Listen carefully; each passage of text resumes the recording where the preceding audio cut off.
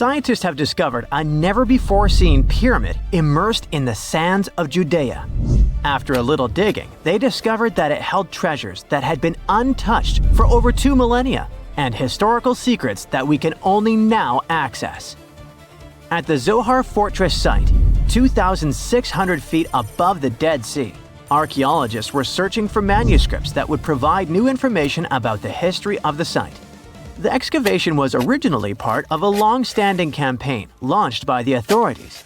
Its goal was to protect the sites from looting and unauthorized excavations. What they didn't expect was to find a pyramid-shaped structure built on top of a hill, made of hand-cut stones, each weighing hundreds of pounds. At first, the experts thought it was just a tomb, but they soon noticed the shape of the original walls and understood that the mound was a construction. They immediately realized that someone had dug into the top of the structure, probably looters who had spotted something valuable there. Luckily, most of the structure was still buried in sand, so the most valuable finds were hidden from sight. In the first week of excavation, volunteers found fragments of papyrus, bronze vases, and even ancient furniture, which were exceptionally well preserved. The desert climate had been a great ally in preserving those artifacts over the millennia. With little humidity in the air, mold cannot form. So, organic materials such as wood and fibers are protected from cracking and deformation. Hypotheses suggested that the pyramid had been built during the First Temple period. However, new discoveries have shown that it's more recent, from the Hellenistic period. Considering this and the fact that the structure dates back 2,200 years, it's believed that it probably appeared shortly after the death of Alexander the Great, the famous ancient Greek king of Macedonia. At that time, his generals divided the former Seleucid Empire. Ptolemy took control of Egypt and the surrounding regions, including the Dead Sea area, while Seleucus took control of the north, which is now part of the Middle East. It's still not known for sure whether the pyramid was built under the rule of the Ptolemaics or the Seleucids. Both Ptolemaic coins and coins from the Seleucid kingdom have been found at the site. Even so, many scholars believe it was built when the region was under Ptolemaic control. Evidence also suggests that the building, despite its longevity, collapsed at some point.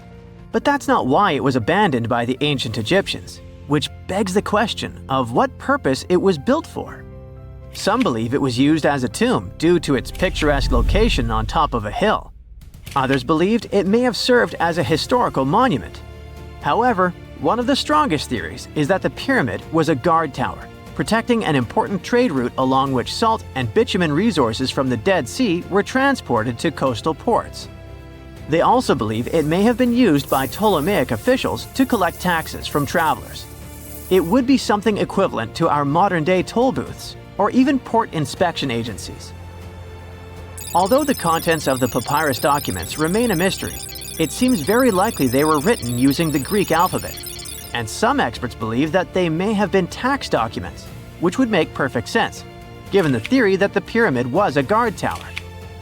The team calls it a fascinating historical mystery that the dig is helping to unravel, but the find is just a grain of sand in an entire desert.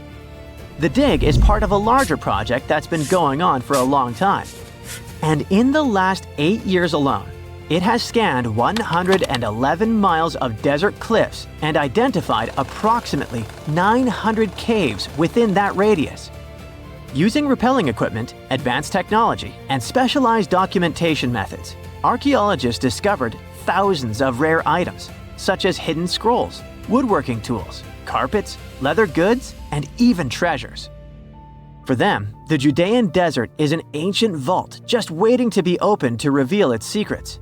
A few years before they found the mysterious pyramid, they discovered a cave that had served as a refuge for Jewish rebels almost 1,900 years ago. The site was about 262 feet from the top of a cliff, and because of its difficult access, it hadn't been explored yet. Inside, they found previously unpublished fragments of the Dead Sea Scrolls that contained religious passages written in Greek. 11 lines of text were reconstructed thanks to the good condition of the papyri. So, scientists were able to identify their etymological content. Probably the best thing, there was no problem with preservation. Thanks to the dry and hot conditions of the desert, the artifacts were in impeccable condition. And there were other historical treasures there. The teams found rare coins, a partially mummified skeleton over 6,000 years old, with skin, tendons, and even strands of hair. There was also a giant basket made of plant fibers, considered the oldest in the world, more than 10,000 years old. With a capacity of up to 26 gallons, it was made about 1,000 years before the invention of ceramics. Speaking of historical treasures, there's another one that has caught the attention of the scientific community. A small piece of fabric that is around 3,800 years old. But it's more than just simple fabric. Dyed with the rare scarlet paint mentioned many times in ancient religious texts, this find is the oldest known evidence of fabric painted with a dye made from insects, known as scarlet worms. This is where the intense red hue comes from. It was a highly valued color, like royal blue and purple, because those insects lived in oak trees and could only be harvested for a short period during the year. So, those dyes were reserved for sacred fabrics, such as priests' clothes, marking status and religious importance. And although this discovery had great significance for archaeology, its size was actually tiny, measuring less than 1 inch. The fragment was discovered in 2016 during excavations in the so-called Cave of Skulls, but it's not known exactly how this fabric got there. According to experts, it's evidence that people knew how to dye wool fibers already 3,800 years ago or so. It also provides us with proof that the ancient textile industry already used animals at about the same time people began to create written sources. Fabrics painted using this type of dye were recorded in more recent periods. But what makes this piece really special is the fact that it is much older than any other.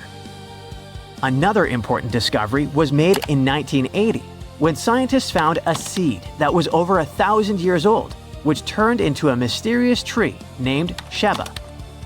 They spent 14 years cultivating this plant, which is now about 10 feet tall, only to discover later that it could belong to an extinct lineage of trees that had grown in the region. The seed dates back to a period between 993 and 1202 CE, and they believe that Sheba may be a biblical tree commonly associated with healing. Although it's not been possible to identify the exact species, since the tree hasn't flowered, we know that it belongs to the genus Commiphora, which is related to famous African plants, such as the myrrh tree. But time has revealed something even more special.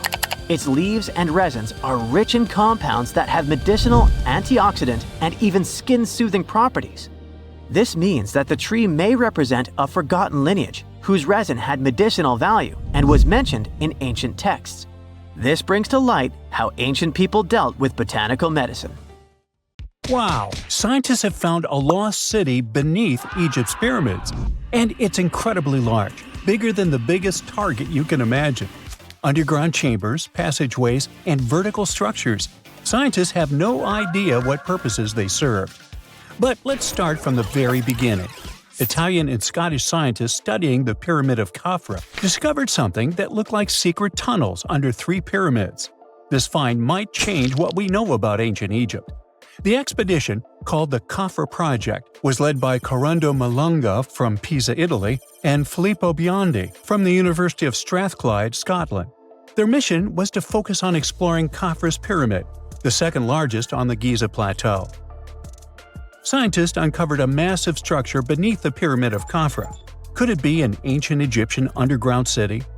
The experts analyzed the data they had and came to the conclusion that 8 large vertical structures could be hiding beneath, possibly wells or shafts. They extend a staggering 6,500 feet across. Imagine placing 2.5 Burj Khalifas on the ground, one after another, and you get the sheer size of this find. These shafts also plunge nearly 2,000 feet underground. Some of the deepest underground stations in the world are located at a mere 380 feet underground or so. These cylindrical shafts are surrounded by spiral paths. Picture some old Gothic castle. They're connected to 2 giant, weirdly shaped chambers. Are those cubes? or possibly bowls. Each of these chambers is likely more than 260 feet across. Now, even though we know about the structures now, no one has figured out their original purpose yet. Want to hear something even more shocking? Okay then, the team is almost sure that similar access points can be found under all three pyramids. In other words, all of them might be linked by a hidden system of underground tunnels, chambers, and passages. Even deeper, about 4,000 feet under the surface, there might be more unknown structures. And doesn't it add to the mystery? But the coolest news is that, according to some team members, these hidden structures near Giza pyramids could align with the legendary Halls of Amenti. In ancient Egyptian mythology, it's a place where people are believed to arrive when they're close to the end of their days. There, they are said to take a 3-day-long trial, facing their biggest fears. Now, how did scientists even discover these hidden spaces? To uncover them, researchers used 2 satellites positioned 420 miles above Earth. They sent radar signals to the Giza Plateau, and these signals generated detailed images, which were later compiled into a 3D model of the underground layout, including the newly detected shafts. Then, using synthetic aperture radar or SAR technology, which is a type of radar that can penetrate through stone, the team also spotted 5 small room-like structures hidden deep within the pyramid. One of these chambers contained a sarcophagus, which was once thought to be the tomb of Pharaoh Khafre. But now, scientists believe this was a mistake. The true burial site is likely to be elsewhere. In any case, these 5 hidden rooms were completely unknown before the scans. They seem to be arranged in the center of the pyramid and are linked to underground pathways leading somewhere below the structure. There's an opinion that these tunnels could lead to more hidden chambers and wells. Some of them might be around 4,500 years old. Wow! What if they help us solve ancient civilization mysteries? Preliminary data suggests that all this underground space can be much more than a few empty chambers. There might be many more hidden structures near the Giza pyramids. How come? Well, the thing is, the structure appears to include hollowed-out sections with spiral pathways leading even deeper underground.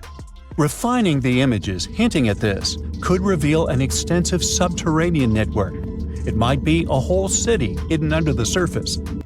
Now, despite the excitement surrounding these findings, there are also a lot of people who don't believe in the existence of the underground city. They're skeptical about the archaeological discovery in Egypt due to the lack of peer-reviewed verification. That's why several archaeologists and radar experts have challenged the validity of the claims.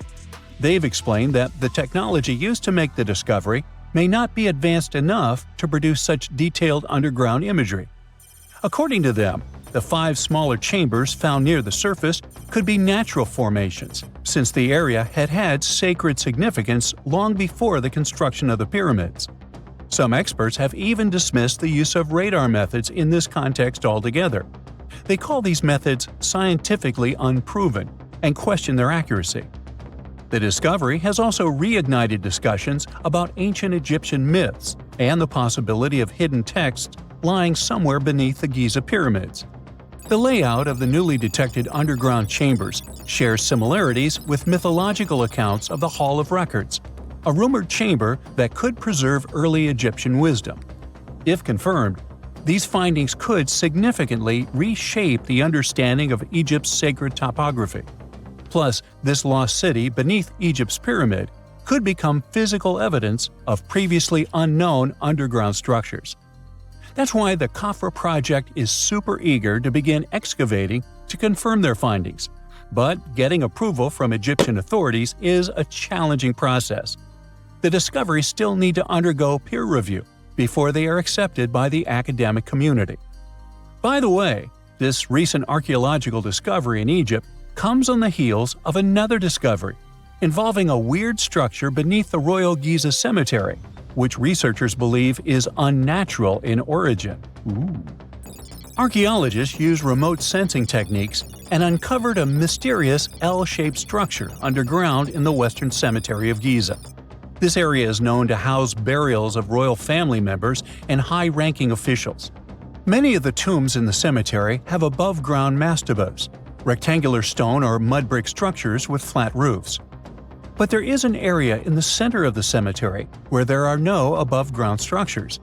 To investigate this unexplored region, the team used electrical resistive tomography and ground-penetrating radar. ERT works by sending electrical currents into the ground and measuring the resistance to detect remains. As for GPR, it sends radar into the ground and maps the structures based on the radar's return. The team found an anomaly about 6.5 feet beneath the surface. It appeared to be an L-shaped structure measuring at least 33 feet in length. The readings suggested that the structure had been backfilled with sand after its construction. This made the team hypothesize that it could be a mix of sand and gravel, or possibly an air void. This anomaly was classified as a highly resistive structure, which meant it didn't occur naturally. Motoyuki Sato, the study's lead author and professor at Tohoku University in Japan, claims that the structure is not a natural formation due to its sharp shape. Another weird thing about ancient Egyptian pyramids is that historians have long believed that they were built primarily for royals and high-status individuals who had the wealth and power to create such massive structures. However, new research from the archaeological site of Tombos in modern-day Sudan challenges this assumption. The thing is, Tombos' pyramid may have served as burial sites for low-status workers as well as elites. The hard-working members of ancient communities may have found their last resting place in some of the most visible monuments, including the pyramids. Located along the Nile River in the ancient region of Nubia, Tombos became part of Egypt after its conquest of the area around 1400 BCE. That's when Egypt established the site to strengthen its colonial control. Workers at Tombos built pyramids, but those were much more modest than the famous pyramids of Giza. The research team reanalyzed 110 human skeletons from Tombos, originally studied in 2012. In particular, they examined the entheses, the areas where tendons and ligaments attach to bones. Such an analysis can give us insights into the amount of physical labor a person performed. When someone does hard labor, their bones often develop distinct crests and ridges at these attachment points due to the stress on the tendons and ligaments. And while some skeletons showed little change in their entheses, suggesting they belonged to individuals from the upper classes, others showed more serious changes. It means they belong to lower-class workers. This finding can totally challenge our earlier understanding of pyramid burials, especially the idea that only elites were buried in the pyramids, because the pyramids themselves were designed for the elite. This recent research may prove that lower-class workers may have found their final resting place in these monumental structures too. Beneath the sands of Luxor, scientists found something that was perhaps never meant to be found. Over 1,000 decorated stone blocks that belonged to the ruined temple of a woman pharaoh. It got us thinking, why was this temple so brutally destroyed, and who was this woman? Her name is Hatshepsut, and she is now considered one of Egypt's greatest pharaohs, but for a long time, history almost forgot her. She ruled during the 18th dynasty, from around 1479 to 1458 BCE. She's remembered for her ambitious building projects, successful military campaigns, and flourishing trade expeditions. It turns out she was one out of 4 women to take the title of pharaoh in Egyptian history. The next woman would have to wait for 1,500 years to reign, and that woman we know as Cleopatra. The story of how Hatshepsut got to be a pharaoh is the most colorful part of this tale. As far as most dynastic rules go, it's usually men that are first in line for royal thrones. In Egypt, that was the same. That's why, when Pharaoh Thutmose I had a daughter as his firstborn, that was a big no-no as far as his succession line went. A few years later, Pharaoh Thutmose I passes away. The crown passed to Thutmose II, who ruled briefly, only to leave the throne to his infant son, Thutmose III. In this scenario, Hatshepsut was this pharaoh's stepmother. So what happened was that Hatshepsut served as advisor to her stepson, since he was too young to rule on his own. But after 7 years, she made an unprecedented move. She decided to seize power and declared herself Pharaoh of Egypt. Now this was not a simple power grab. Hatshepsut understood that if she wanted to rule, she had to present herself as a legitimate king. In a bold move, she adopted the full royal regalia, including the false beard traditionally worn by male pharaohs. She was often depicted in statues and hieroglyphs as a man, wearing the pharaoh's kilt and headdress. But this wasn't about disguising herself. Experts believe she never tried to hide her identity.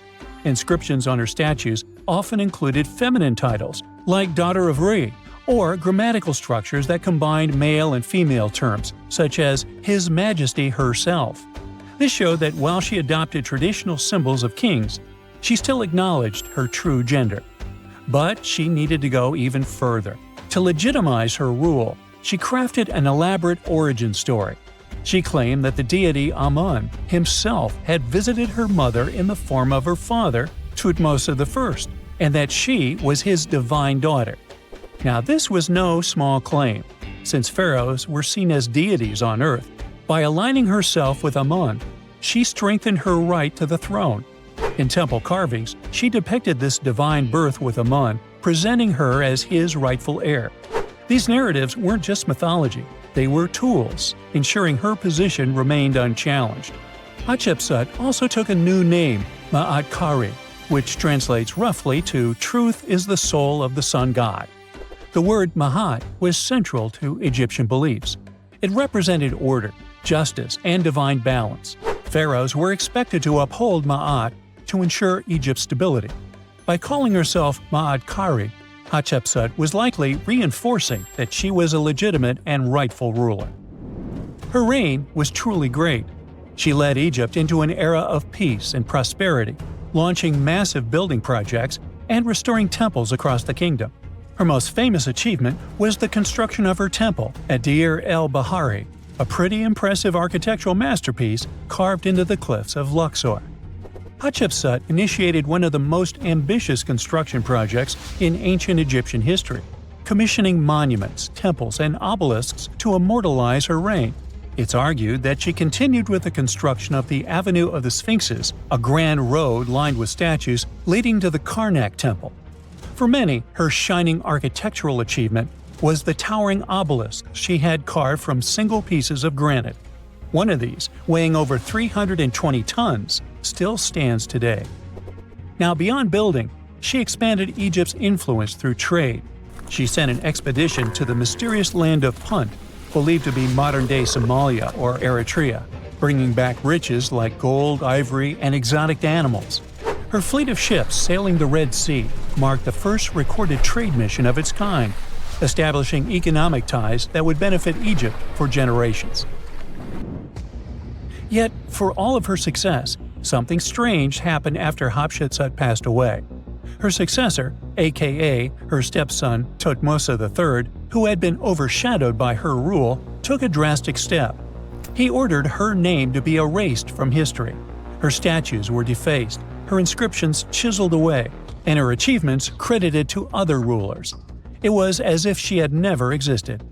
Some believe Thutmose III wanted to reclaim his rightful place as pharaoh, while others suggest that later rulers, uncomfortable with the idea of a female pharaoh, sought to restore traditional male dominance. The story gets even more tragic. The power struggle between stepmother and stepson continues, since, even after her passing away, Thutmose III built his own temple right next to Hatshepsut's at the Valley of the Kings. But he built his temple with one deliberate modification. His monument was built 11 feet higher than hers. Mind you that this was no accident, it was a symbolic statement. He wanted to overshadow her legacy. But history had other plans. Hatshepsut's legacy started to be rediscovered in the 19th century, and it was only through careful archaeological investigation that her reign was properly recognized. Today, Hatshepsut is remembered as one of Egypt's greatest pharaohs. Her reign, once erased, has been reconstructed through constant archaeological discoveries, proving that her power and influence could not be so easily forgotten. Her resting place had been hidden in plain sight, her body removed from its original chamber in an effort to erase her from history. This final piece of evidence cemented her legacy, proving that even attempts to erase a pharaoh could not really do it. Hatshepsut's grand temple, Djeser-Djeseru, was a stunning architectural feat, designed to immortalize her reign and solidify her divine connection to Amun. But after her death, her successor, Thutmose III, launched that calculated effort to erase her legacy, and parts of her temple were dismantled. Historians still debate why. Was it a dynastic power move, an attempt to restore traditional male rule, or a bid to strengthen Thutmose III's claim to the throne? Maybe he was just a jerk. Whatever the reason, the destruction wasn't immediate. It happened decades after her death, suggesting it might not have been a personal revenge, but a broader political strategy. Yet, despite these efforts, her temple endures, and so does her story, a defiant echo of Egypt's first great female pharaoh. Let's travel through space and time to another place. Dashur, Egypt, is known to be home to several resting places of people from ancient Egypt. In the year 2017, scientists uncovered a long-lost pyramid.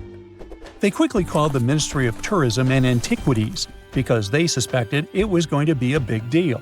Unlike most pyramids that were found in the area, this one was completely sealed. Lifting the capstone was a delicate process. When they finally managed to open the pyramid, they expected to find an undisturbed chamber. Instead, it was chaos. The place had been looted, and the personal items of the person that had passed away were scattered all over. But in the middle of the wreckage, they found a chest. Using the latest scanning technology, they managed to read the damaged hieroglyphs on its surface. What they found was unbelievable. The name inscribed there was as clear as day: Princess Hatshepsut.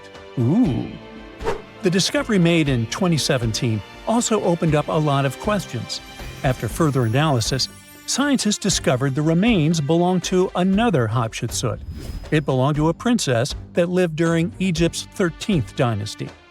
The fact that her resting place had been looted before it was sealed made scientists wonder, were these ancient people trying to hide something about this public figure? And why is there almost no record about her in ancient Egyptian history? Ooh, stay tuned.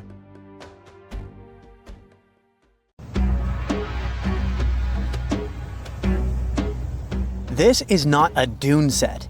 This is a very real desert in Niger. Jado was probably built by the nomadic Sao people and is filled with ksars, which are fortified houses made of salt and clay, with giant walls and secret passages. Located deep in the desert, it was once a vital stop for trans-Saharan caravans, but is now a hotspot for smugglers and bandits. The site has been off-limits since 2002 due to its dangers. The origin of the ksars remain a mystery. No archaeological studies have been conducted, leaving many questions unanswered.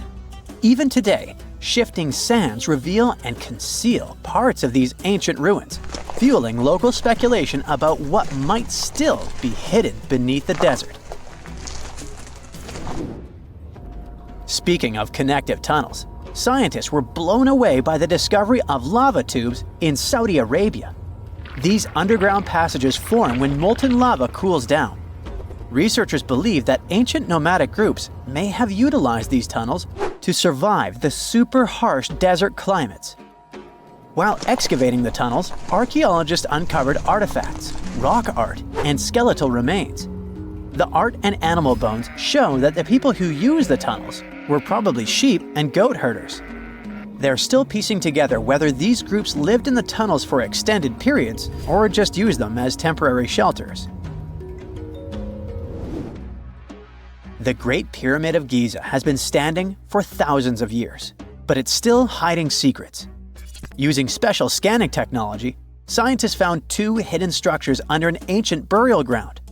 The first is a shallow L-shaped structure, and below it is a much larger space that could be a final resting place or a chamber. The smaller structure was filled with sand on purpose, while the deeper one might be an empty chamber. Experts believe the two are connected, possibly as an entrance leading to a secret chamber. This is big news because it might give us some more insight into who built the pyramids and why.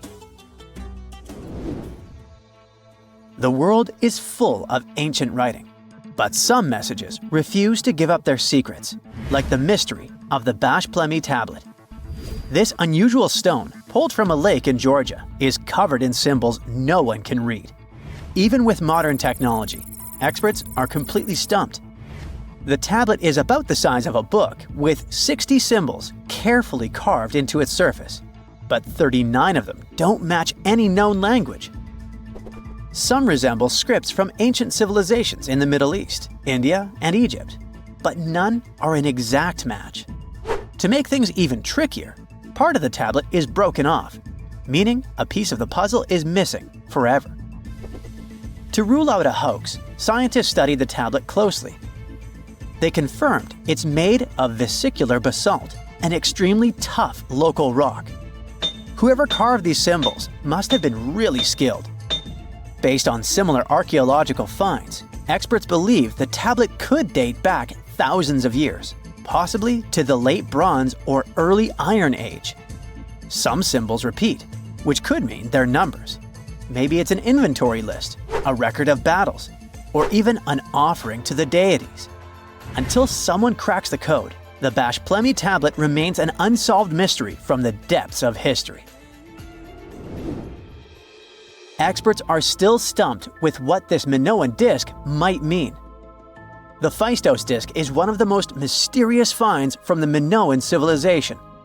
This 6-inch clay object, discovered in 1908, has strange spiral markings that no one has fully decoded yet. The disc has 241 symbols on both sides, showing everything from people and animals to tools and plants.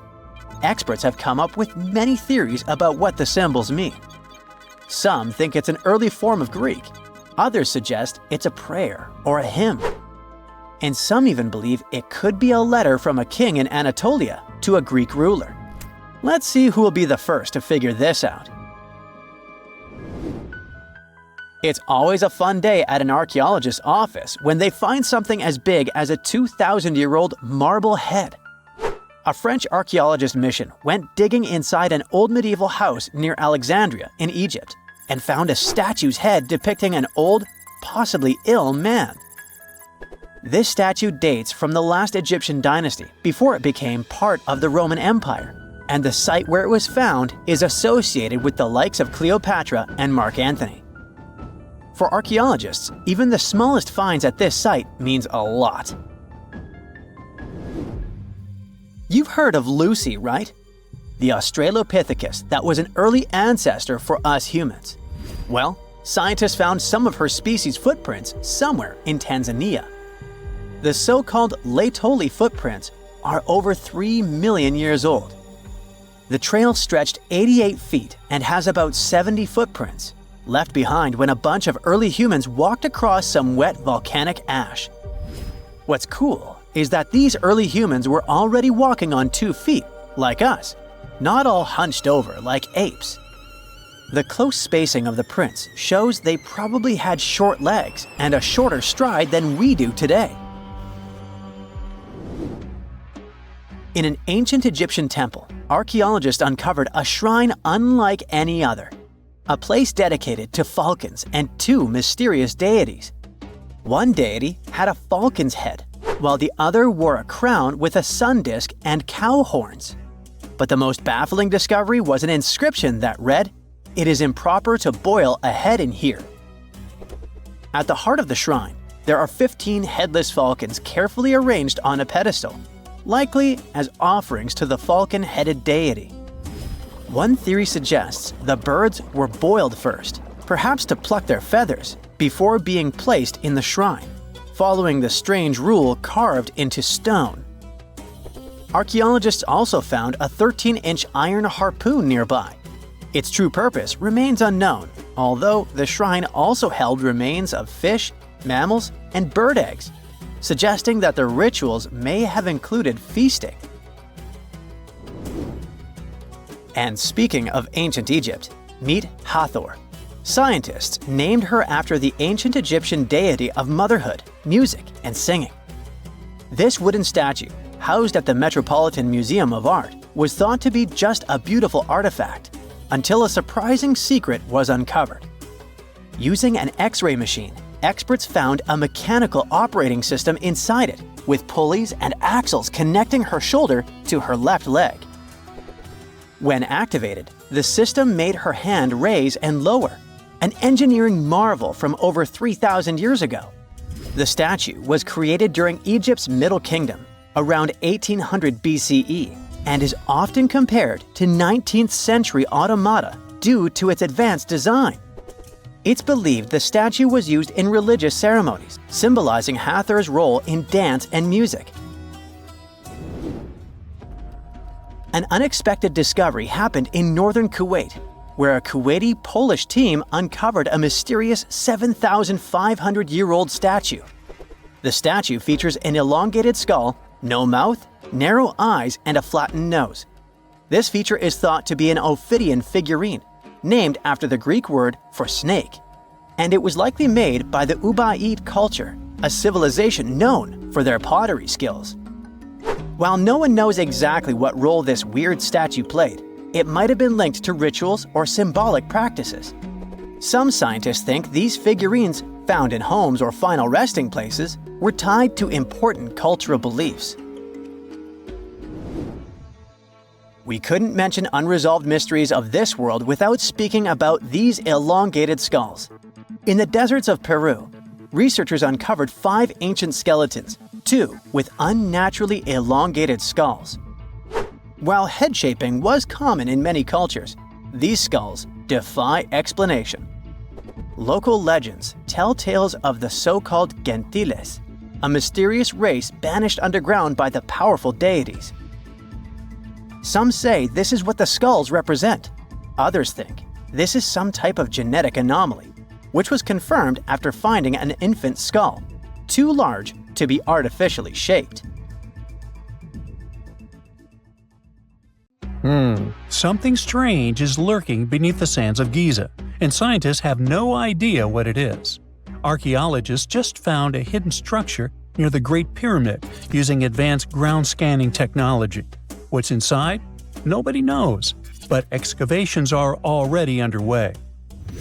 The Great Pyramid of Giza is one of the most famous monuments on Earth, but it doesn't stand alone. It's surrounded by an ancient necropolis, a massive royal graveyard filled with tombs and monuments. They belong to pharaohs, nobles, and other high-ranking officials. Most of these tombs are above the ground. They're called mastabas, rectangular, flat-roofed tombs built from limestone or mud brick, and they've been studied for decades. But from old movies, we know that these weren't simple graves. They have deep vertical shafts leading to underground burial chambers, where the past was sealed away for eternity. And recently, archaeologists found one curious empty space in the cemetery, a completely unexplored patch of ground. No mastabas, no visible ruins, nada. For years they ignored it, but between 2021 and 2023, they decided to investigate. They didn't dig though. Instead, they used a technology that kind of acts like X-rays for the ground. These radars let scientists see the secrets hidden there. And there was something hidden beneath the sand, something deliberately buried and forgotten. A 2-part underground structure. One part was shallow and L-shaped. It's about 33 feet long and buried just 6.5 feet deep. But below that, a deeper, more mysterious anomaly, a structure completely different from anything else in the area. They called it a highly resistive anomaly, which means it's dense and solid, likely made of stone, sand, or even metal. And still, no one has a clue what's inside it. Now, it's clear that humans made the L shape. It wasn't formed by nature. And the shallower structure might have been an entrance to whatever is hidden below. But they only have some theories about what might be hidden there. It's also filled with sand and gravel. It was probably deliberately backfilled after its construction, perhaps to preserve this. Why? Well, we don't know yet. The archaeological team will need to excavate to understand what exactly this thing was and why it was built. The first guess is a lost burial chamber. Many tombs in Giza have underground burial sites, but most have clear surface markers. This one, for some reason, has nothing, but it could be one of them. The second guess is an ancient offering chapel. Egyptologists know that some chapels were built in this shape. but usually they were above ground, not buried like this. And finally, it might be something we've never seen before. If this turns out to be a new type of structure, it could rewrite what we know about the burials of pharaohs. The only way to know for sure is to dig it up. And that's exactly what's happening right now. Excavations are already underway. Archaeologists are racing against time to uncover the truth. But there's a real danger there too. Giza's fragile ancient structures need to be handled carefully. Otherwise, they could be damaged beyond repair. So all we can do is wait for the truth. Now, these tombs always held fascinating mysteries. Unfortunately, we'll never learn tons of these mysteries because of some relentless tomb robbers. Egyptian tombs were built to guard the bodies for eternity. But that absolutely didn't stop people from breaking in and stealing everything valuable inside. They've been bothering these ancient sites for thousands of years, starting way back in pharaohs' times. Many of the most famous tombs, including those in Giza, Saqqara, and the Valley of the Kings, were looted. It was a common practice in ancient Egypt. And they were serious about this whole thing. They dug secret tunnels to bypass traps and walls, bribed or threatened tomb workers to get inside knowledge, cracked open sarcophagi to grab gold, jewelry, and artifacts. And by the time modern archaeologists got to most of these tombs, they had already been picked clean. The reigning pharaohs got tired of this infuriating nonsense. The Valley of the Kings, the famous burial ground of Egyptian royalty, was supposed to be the ultimate safe zone. Tombs were built deep underground, hidden in the desert. Passages were sealed with giant stone blocks. False doors and traps were added to confuse thieves. Even curses were written on the walls, warnings of horrible endings for anyone who dared to disturb the tomb, which is exactly where we got all those horror stories about mummies from. Spoiler alert, none of it worked. Most tombs in the Valley of the Kings were fully robbed within 100 years of being sealed. Even King Tutankhamun's tomb, one of the most famous in history, was broken into twice in ancient times. Some of them decided to try and fight back. The New Kingdom rulers built hidden unmarked tombs in a way that should have prevented the looters from finding them, but didn't work. Some pharaohs, like Ramses II, were moved in secret to prevent their bodies from being stolen. Nope, didn't matter. The grave robbers always won. That's because tomb raiders weren't just random thieves. They were skilled, organized, and well-connected. They knew exactly where to look. Many were the ones who had built these sites in the first place, and they knew where the entrances were. If they couldn't smash through the doors, they'd dig through the walls, floors, and even ceilings to break inside. They also worked fast, often within a few years after the tombs were sealed, before anyone forgot where the valuable stuff was. The Khufu's pyramid, the one that's next to this newly discovered structure, was looted long before modern times. The one thing left inside when explorers got there? An empty granite box where the sarcophagus used to be. Unfortunately, it's not just about gold.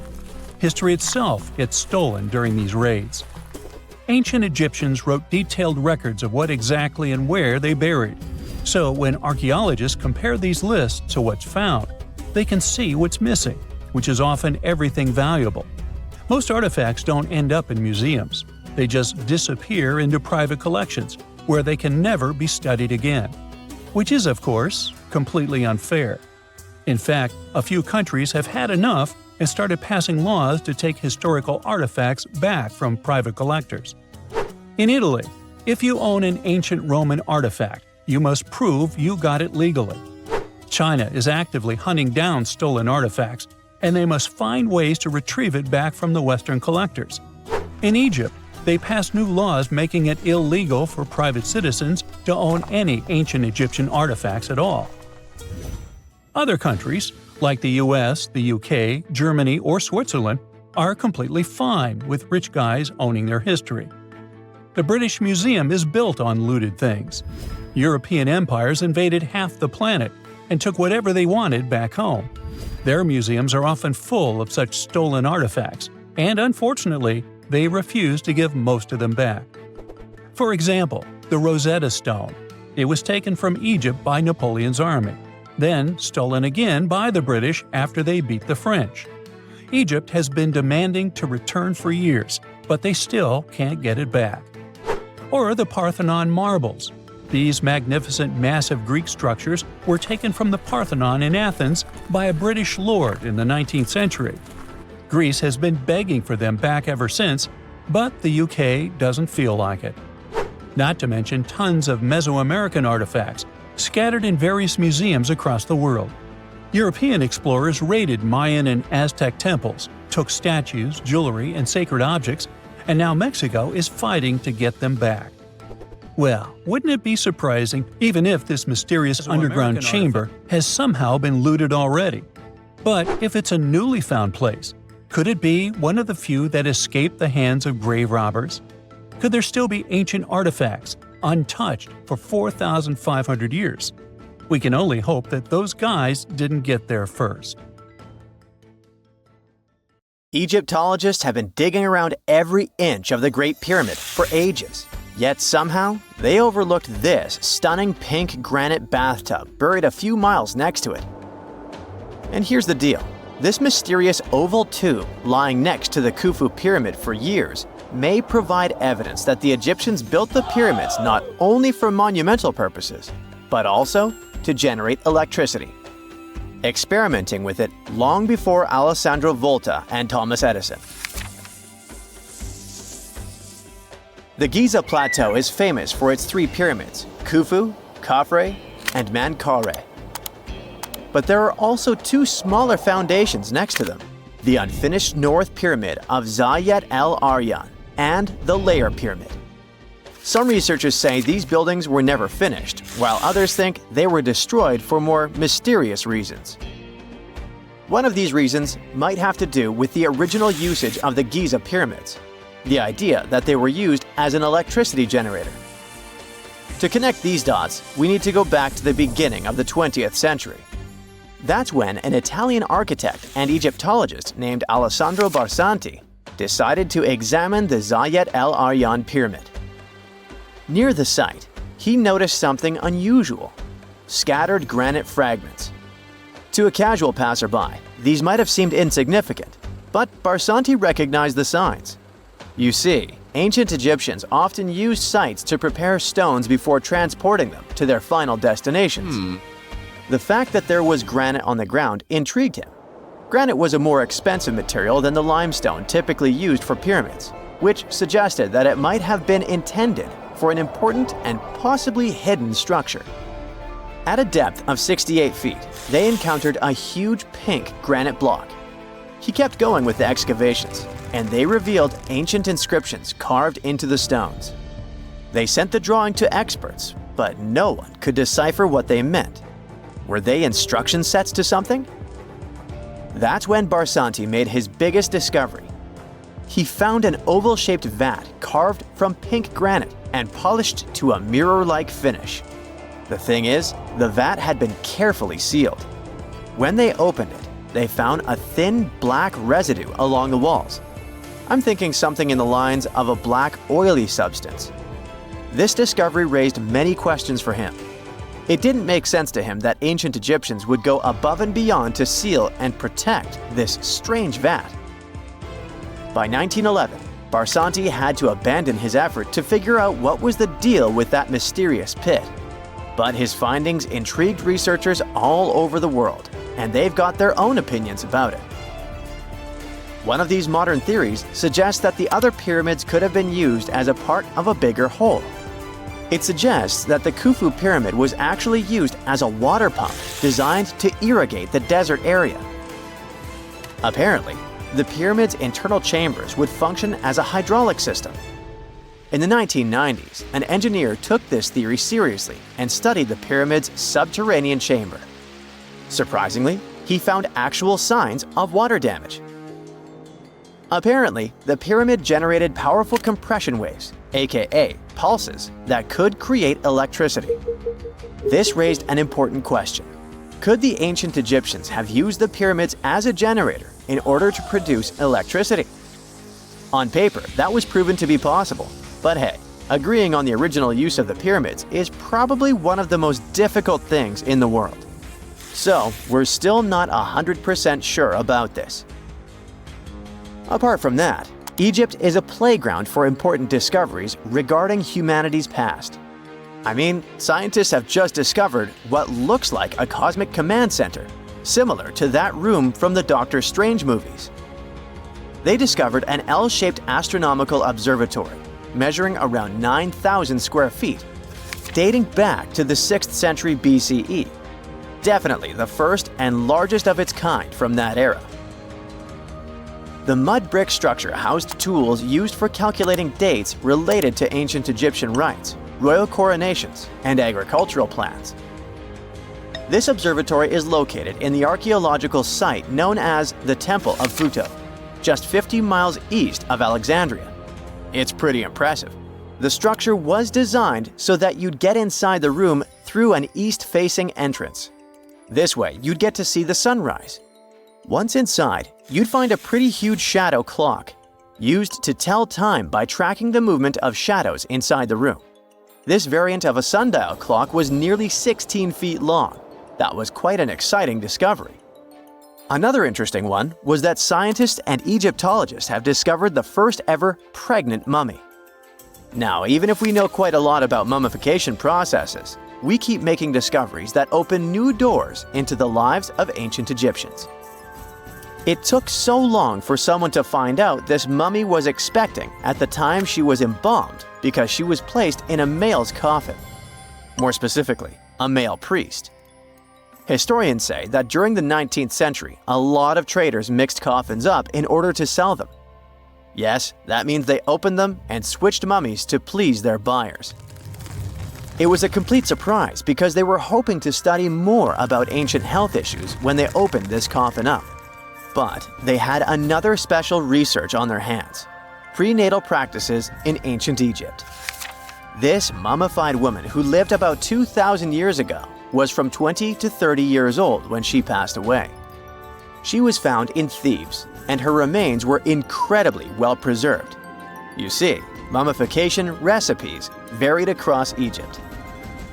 In this woman's case, researchers could tell she was a member of the high society since she was buried with special amulets. But since mummification methodologies differed so much between cities and time periods, they still have to dig further to understand why she was embalmed along with her baby.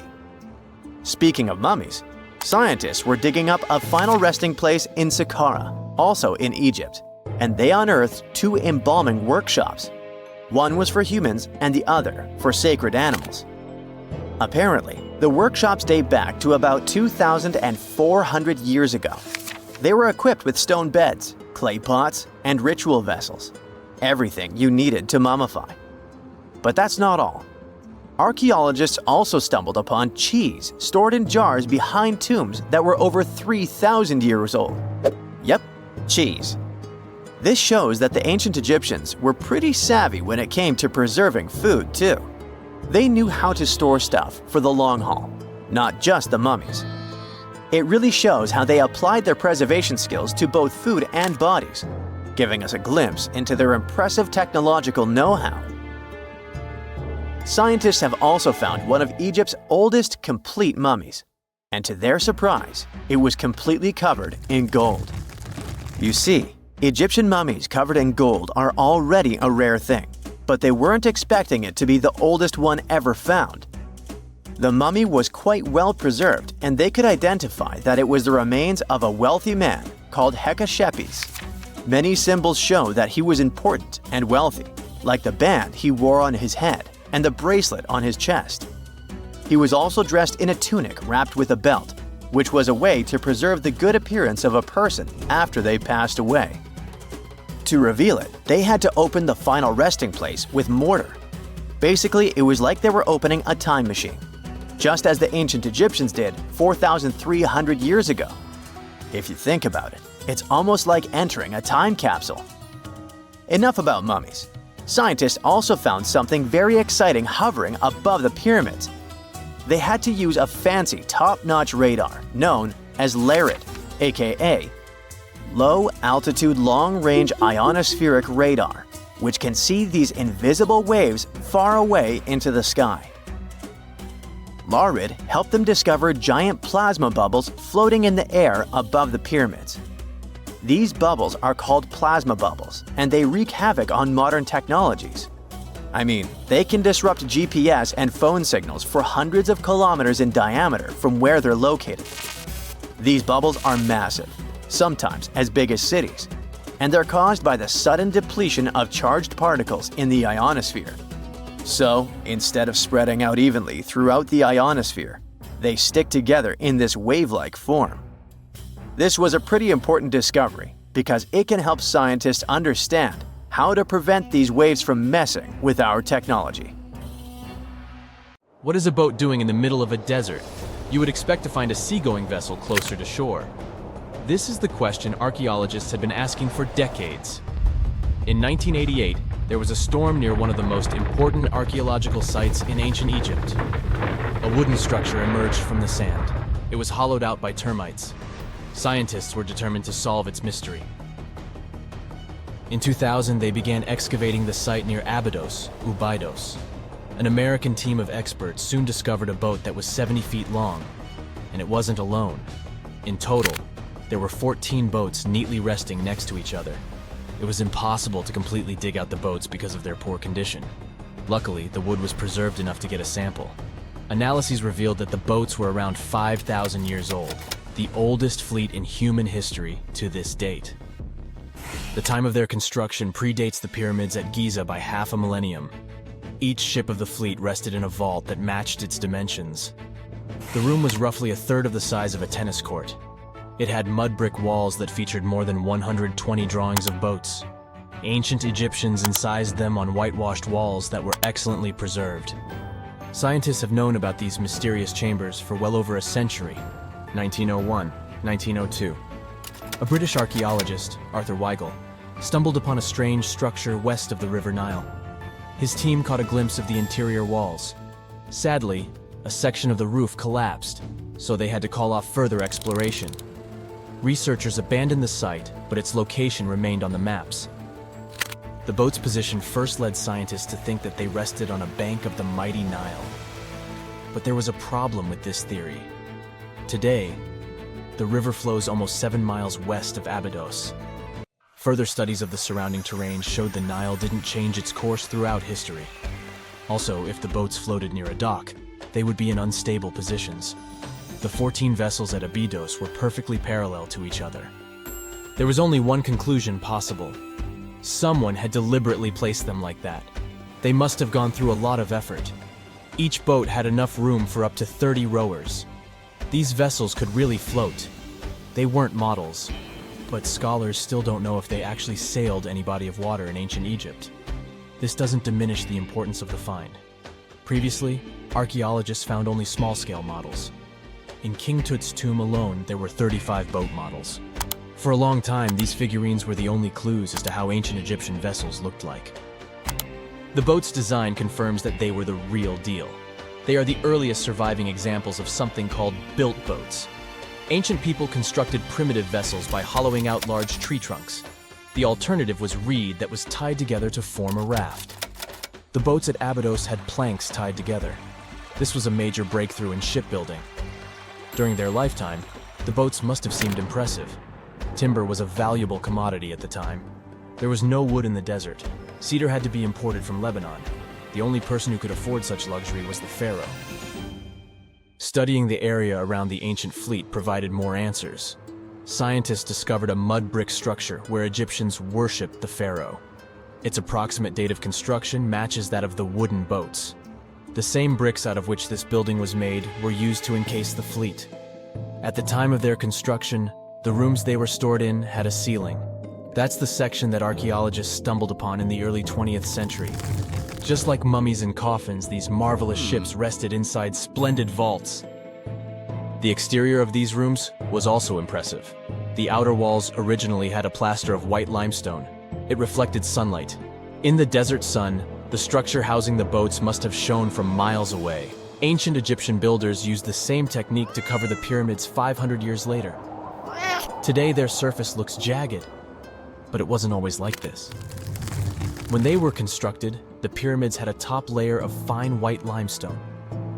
Their surface was smooth and it gleamed in the sunlight. Instead of stairs, the outer layer of the pyramids was more of a sleek ramp. Archaeologists were left with one final question. Which pharaoh owned the fleet? The answer lay just a mile from the site. This is where the tomb of a pharaoh from the 5th dynasty rested, King Senwosret III. Its time and style of construction matched the ones of the chambers with boats. The very end of his rule might explain how the boats ended up in the middle of the desert. The pharaoh probably passed away in northern Egypt. Then his body was transported down the Nile to Abydos in a marvelous procession of decorated boats. The vessels were later lowered to chambers near the final resting place of their owner. This had a symbolic meaning. In the ancient Egyptians' belief system, ships played a key role. Their supreme deity was Ra. He traveled through the sky during the day in the form of the sun. At nighttime, he sailed through the netherworld in a solar boat. The pharaoh identified himself with Ra. That's why he needed boats in the afterlife. That was the only way to regenerate himself. Just as the sun rises every day above the horizon. This belief existed for thousands of years. The more famous Pharaoh Khufu also had a ship.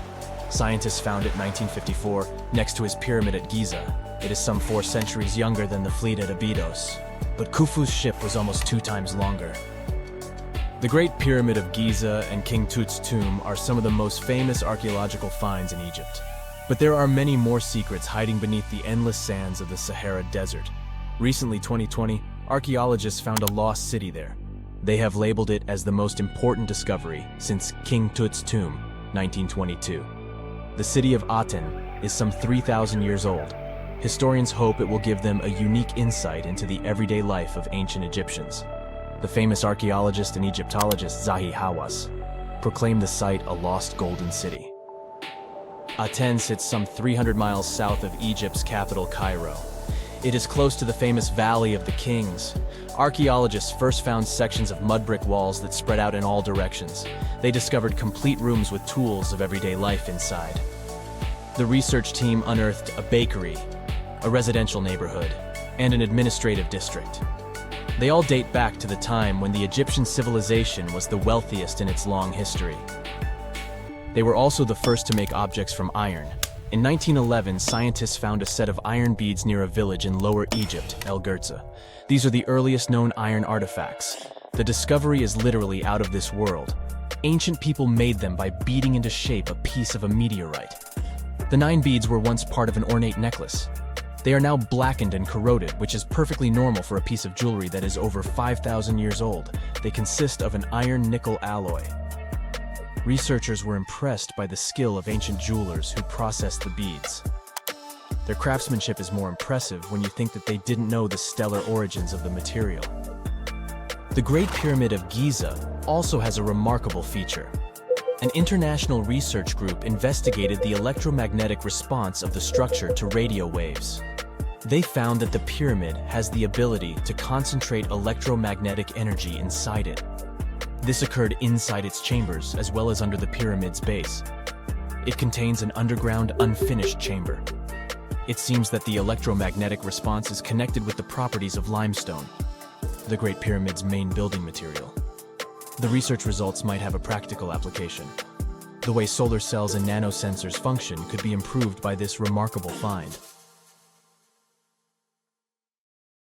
Secant, cosine, tangent, sine, 3.14159. Yeah, that was the cheer we heard coming from the trigonometry club back in the day. For the rest of us in math class, terms such as sine, tangent, and pi were just bewildering. Who invented these and why? Was their only purpose to make it harder for students? Well, not quite. Trigonometry was invented by the ancient Egyptians. They needed this knowledge to construct pyramids, and they did a pretty good job too. The Great Pyramid in Giza still stands today, some 4,500 years after it was built. No recalls either. So let's get out of that classroom and on a journey through time to reveal the secrets behind the ancient Egyptians' precision. Here you are, standing on the Great Pyramid's construction site, some 9 miles from Cairo. Well, the city still isn't there, as you're surrounded only by the desert and teams of construction workers. They're transporting large stone blocks weighing 2.5 tons each. They're inside a wooden sled that sits on large rollers. A crew of 8 men rolls these blocks along the ground. You immediately think of the rollers on a supermarket cash register. The principle is exactly the same, but the scale is greater, much greater. Scientists estimate that the Egyptians used 2.3 million such blocks in the Great Pyramid alone. And the block in front of you is one of the lighter ones. The heaviest of them weighed up to 15 tons. But where did all these blocks come from? Most of them originated from quarries around Giza. It's not that impressive, you think, but wait until you hear how ancient engineers transported the granite used in construction over 500 miles to the pyramid. There were no railways or highways back then, but the mighty Nile was always there. Researchers even believe that the Egyptians dug a canal to connect the Nile directly to the pyramid's construction site. All they had to do then was to wait for the flood season to begin, and voila! The rising water levels floated the heavy stone blocks for them. But how did they lift the enormous stones on dry land to stack them up to the top? Did they use oversized cranes? Well, ancient Egyptians worked around this problem, literally speaking. One of the workers is now pointing to the giant ramp going around the pyramid they're building. This is how a mountain road zigzags its way to the top. If the ramp went directly to the top of the pyramid, then workers couldn't pull the stone blocks along it. It would be too steep. Scientists have calculated that 8% could be the maximum incline. So ancient Egyptians just extended the ramp around the pyramid. Again, these are all theories, as the ramp could have been inside the pyramid, as some researchers suggest. The exact building method is still a mystery, guarded by the Sphinx. That's its real name, right? Wrong. As the Great Sphinx is just the statue's alias. You know, the name writers take when they want to hide their true identity, or a singer's stage name. The Sphinx's real name, translated from Egyptian, means Horus in the horizon. That was the name for the Egyptian deity of the sky. The trail of mystery doesn't end there. As a man walks past you with a bucket of paint, he's going to add a touch of color to the Great Sphinx. Researchers found specks of this red color next to its ear. That was some strong paint, as it survived for thousands of years. You are now standing straight in front of the Sphinx. You look up. It's very tall, right? 66 feet to be precise. Now resist the urge to take a selfie. You can do it. Now you notice something else. It looks like the Sphinx is in the center of a giant triangle in the back. That's one side of the Great Pyramid. And no, your eyes are not playing tricks on you. The Sphinx really does sit in the center of the pyramid's lateral face. Here's where math comes in handy. A pyramid has 4 sides, called lateral faces. There's also a 5th face, the base, but that's not visible. It's, wait for it, face down. The Sphinx has one last mystery to reveal: its age. Scientists agree that Pharaoh Khafre built the Sphinx. He ruled after his father, who had built a great pyramid nearby. So both structures were finished around the same time. Let's talk about numbers again. You've heard of Cleopatra, the Egyptian princess described as a woman of great beauty. Hello? She saw the pyramids, but she lived closer to the time of the first iPhone than the time of the people who built the pyramids. Fascinating, right? You can see thousands of people around you. They're working hard to build the pharaoh's tomb. But how many of them are there exactly? One Greek philosopher estimated there were as many as 100,000 workers. Seems like an okay number for such an enormous structure, but it can't be true. Science simply can't back up this number. Egyptologists put the total number of workers at 30,000. And yes, Indiana Jones was one of them, at least on the big screen, but he showed up late. Egyptologists know a lot about the pyramids, but not everything. Not because they don't want to, but because they haven't yet dug up enough evidence. They can only guess how the building process went. First, engineers would arrive to choose the right spot and do the necessary measurements. That's why they needed all that complicated math. Then, it's time for sourcing the material, the large stone blocks I mentioned earlier. When boats deliver them to the site of the future pyramid, workers can finally do their thing. They operated in smaller groups, but there were at least 2,000 of them chiseling and carving away at any given time. Sounds like a typical construction site today? Well, that's because it is, just thousands of years ago. It's amazing what ancient Egyptians were able to achieve with just copper and stone tools. The pyramid is now complete in front of you. But is it the same pyramid we see today? Why is this structure shining bright in the desert sun? Isn't it supposed to be a dusty yellow color? Well, no. Human activity and the elements have completely stripped the outer layer of stones over time. Expert craftspeople polished these blocks using nothing but stone and sand. The end result was a smooth and shiny rock. On the day it was completed, the Great Pyramid of Giza was a perfect triangle of light. Its polished sides acted like giant mirrors, reflecting the powerful Egyptian sun. This is the point where you should put your glasses on, and that shiny thing you see at the pyramid's very top is actually gold. The capstone at the top of the pyramid is called a pyramidion. It was covered in sheets of gold. As you can guess, these were the first stones to disappear. Let's make another stop before we get you back to your classroom. We travel to the British Isles, and no, Stonehenge isn't our destination. It is Newgrange in County Meath. Scientists estimate that the ancient peoples of Ireland built this stone monument around the year 3200 BCE. This makes it older than both Stonehenge and the Great Pyramid in Giza. The function of the circular mound in Newgrange is the same as the one of the Great Pyramid and equally mysterious. The estimated amount of loose stone present in the valley is over 220,000 tons. And it's not just randomly thrown on a pile. The order in which the stones are set makes the structure water-resistant. That would explain how Newgrange had survived for so long. Kinda makes you want to splash out the cash for that waterproof phone case, huh? Well, you're back in your school desk, but today's math lecture is the last thing on your mind. You're thinking about how great the Egyptian pyramids are, and if we have something similar today. It turns out modern engineers are just as impressed with the Great Pyramid as you are. There's a glass pyramid sitting in the main courtyard of the famous Louvre Museum in Paris. The panorama of San Francisco wouldn't be complete without the 48-story Transamerica Pyramid. But Las Vegas went the furthest. There we find the Luxor Hotel. It's so big that it's the third largest pyramid on the planet. And guess what's in front of it? Yup, a replica of the Sphinx. It's 110 feet tall, 2 stories higher than the one in Giza. Yeah, everything's bigger in Vegas.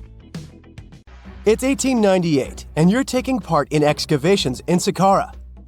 This place, not far away from Cairo, is full of ancient tombs and pyramids. You're in your Indiana Jones mood and hope to find something really phenomenal to become famous. Gold, manuscripts, treasure maps, mummies of famous pharaohs. Wait, a wooden bird? You're really disappointed as it looks like a regular toy. An old one, but still. Little do you know that years later, someone would propose that your bird was actually an ancient monoplane.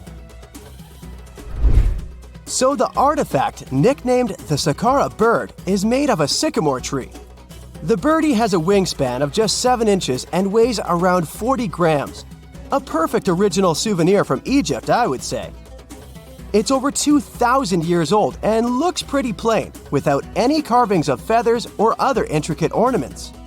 It has a beak and eyes though, which makes our find look like a hawk, the emblem of the deity Horus. Its tail is rather unusual as it's squared, looks weirdly upright, and it seems like the sunken part of it was the place for a now missing piece.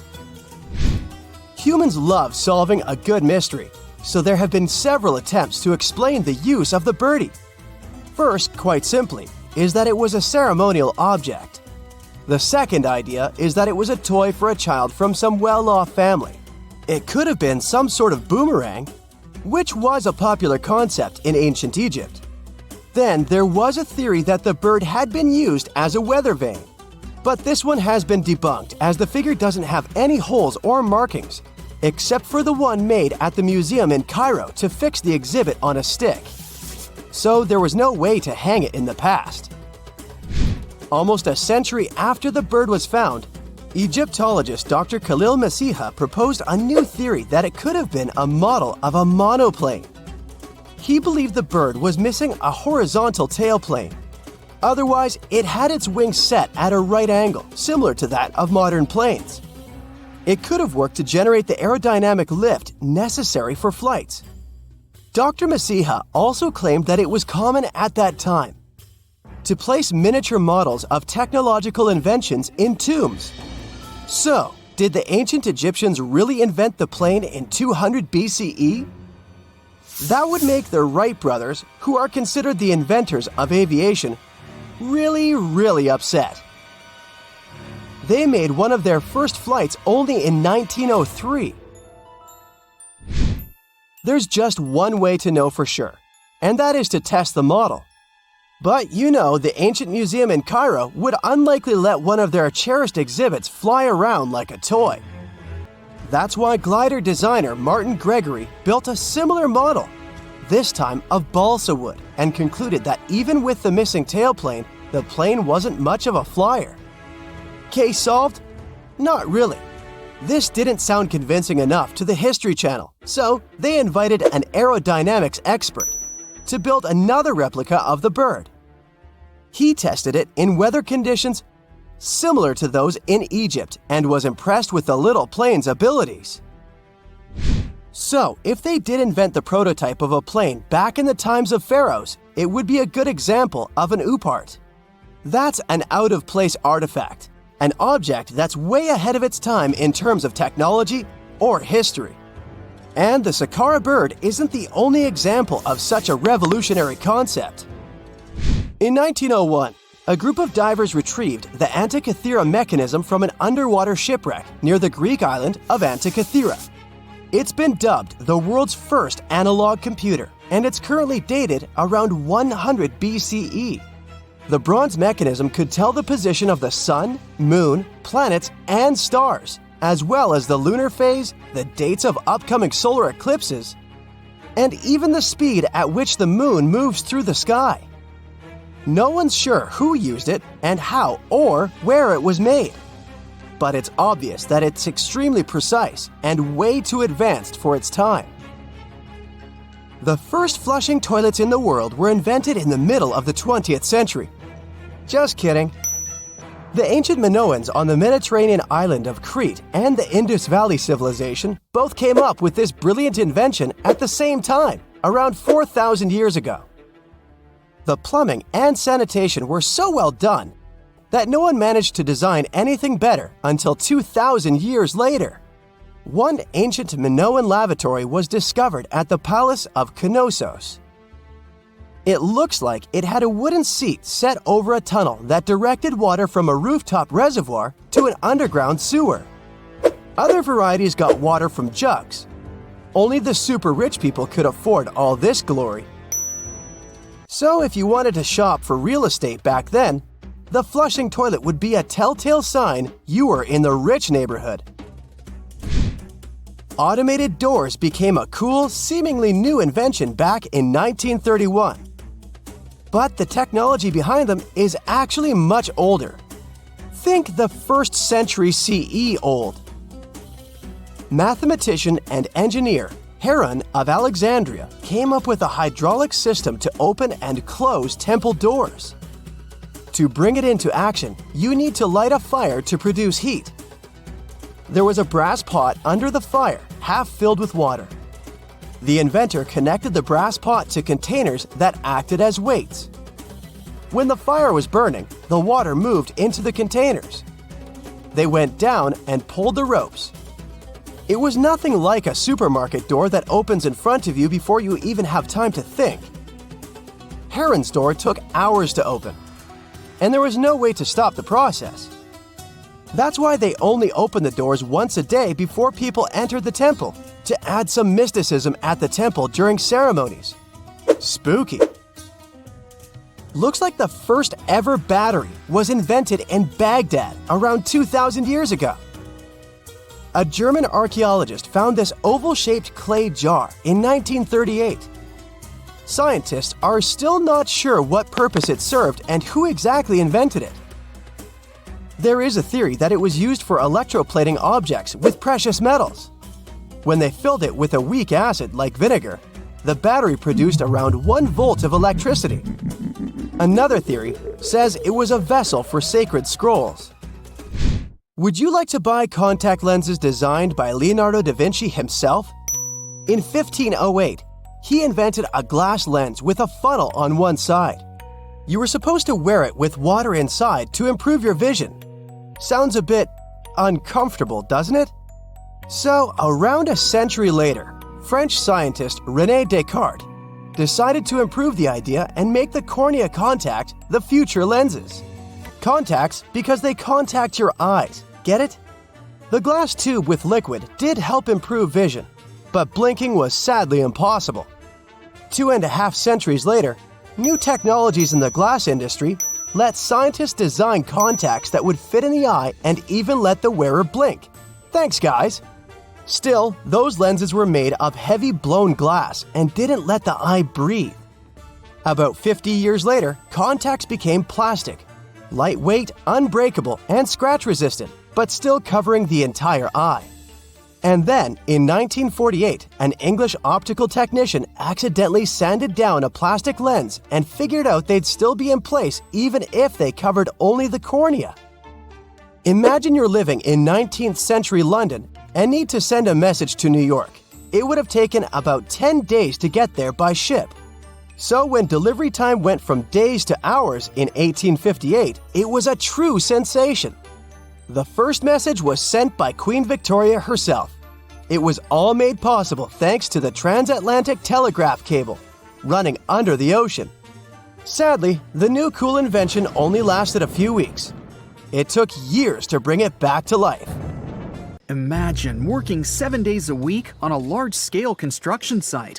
You, along with thousands of others, carry millions of stone blocks and put them on top of each other according to a complex system. You work without modern construction equipment. You have no air conditioning or constant access to water. It's so hot outside that you can fry eggs on the road. You've been building the pyramid for decades, and now, when it's finally done, you enjoy the result of the colossal work of thousands of people. You're looking at a giant cultural monument of global value that will freeze in time and amaze people for tens of thousands of years. A few thousand years have passed. People in the 21st century see the pyramids and are like, "Wow, I can't believe humans have built this." Yeah, the people who built the pyramids wouldn't have appreciated such a theory. But actually, there are reasons to believe that people built it using some fantastic technology. From the outside, it seems the Great Pyramids are just big triangles of stone. People just put some heavy blocks on top of each other, and that's it. In fact, the design seems too perfect to be true. The pyramid consists of more than 2 million blocks. They lay so close to each other and are so even that you couldn't squeeze even a thin sheet of paper between them. Scientists still can't figure out the exact technology for building the Egyptian pyramids. One of the biggest and most famous is the Great Pyramid of Giza. This huge construction, well known all over the world, has one big secret. There should be a capstone on top of the pyramid. It's a triangular-shaped stone block, a small pyramid on top of a huge one. It's also called a pyramidion. The builders of ancient Egypt made it out of granite and limestone and covered it with gold. No records or old drawings prove that there was a pyramidion at the top of the Great Pyramid of Giza. But there's another ancient Egyptian structure with such a triangle, the Red Pyramid. It was built before the Great One, and its capstone has survived to this day. Archaeologists have found and reconstructed it. But where could the capstone of the Great Pyramid be? It's a mystery that still has no answer. Some are sure that some thieves have stolen it from the top. Maybe they just climbed up and pushed the pyramidion down. It makes perfect sense. The capstone was probably the most valuable element of the pyramid. Many scientists and archaeologists still don't know its exact purpose. Some believe that this peak covered with gold glorified the pharaohs. The capstone reflected moonlight at night and illuminated the entire space around it. During the day, the capstone reflected sunlight with its shiny surface. You could have noticed it from afar. The top of the pyramid was a kind of guiding star for lost travelers. All other stone blocks of the pyramid consist of limestone. People polished them to make them look shiny. In the past, they were even glowing and reflected light. You could see glowing pyramids from space, although they looked like tiny lights. Over thousands of years, winds, sandstorms, and rains have changed the pyramid's appearance. If people had taken care of them all this time, they would have looked like something out of science fiction movies or the pyramids from Las Vegas. But unfortunately, we will never see their original appearance. Some archaeologists and scientists believe that the capstone could absorb the sun's energy and distribute it evenly throughout the pyramid. No one knows precisely why the Egyptians needed this technology. There's a theory the pyramids are ancient energy systems. The pharaohs applied this energy to use some unique technologies that were more advanced than all the achievements of the 21st century. And the triangular shape of the pyramids was ideal for boosting this electromagnetic energy. In theory, solar radiation, or electromagnetic forces, accumulated at the top of the pyramid, filled the inner rooms, and then went down the walls to the base. Any surface distortion could prevent the flow from spreading, so they had to create a perfectly smooth surface. That's why they installed the blocks so that nobody could squeeze a needle or razor blade between them. Many people believe in this theory because they built the pyramids from limestone. This material can hold energy inside itself. In the inner part, they created granite deposits to cause air ionization, that is, to create an electric charge. They also dug channels under the pyramid for water to transmit electricity. And at the top, they put a gold capstone, the best conductor of electricity. So, this is how you get a great power generator. Different cultures used similar technologies to create electricity all over the world. But these are all theories. If it had been working, humanity would have used these technologies today. There are mentions of the metal industry, chemistry, engineering, physics, mathematics, and astronomy in some ancient records. Most scientists don't believe in all these things. We know the detailed stages of the technology's development in different cultures. In the 21st century, scientists, historians, and anthropologists can track the evolution of all modern devices. If people had created some technological inventions in ancient times, the history of the world would have looked different. Perhaps all the achievements of antiquity could have been wiped off the face of the earth by global cataclysms, and it can happen to us. Just imagine how people would dig up a laptop in 5,000 years. Perhaps they wouldn't understand what kind of device it is. Another Egyptian wonder surrounded by mystery is the statue of the Sphinx. The Egyptians carved it out of a single massive piece of limestone about 4.5 thousand years ago. But scientists still don't know the exact date of its construction or who built it. People painted the Sphinx in different colors, so it looked much brighter and more vivid in the distant past. It was shining just like the Great Pyramids. Anyway, time hasn't only changed its appearance, but its name too. Initially, the Egyptians called it Hora-Mekhet. The Greeks renamed it the Sphinx about a few hundred years after it had been built. The Sphinx emphasized the greatness of the rulers of Egypt. It also performed a symbolic function of a watchdog guarding the tomb of the pharaoh and the paths leading to it. This version sounds realistic, since archaeologists have discovered many secret entrances at the foot of the Sphinx. Perhaps these rooms and intricate tunnels lead to underground halls with treasures. And treasures don't always mean gold and jewelry. According to legends and theories, the Sphinx guards the Hall of Records, the storage of all humankind's knowledge. The information about the ancient mythical state of Atlantis could be there. You can find many detailed maps of the internal dungeons of the Sphinx on the internet. They show structures 12 stories deep under the statue.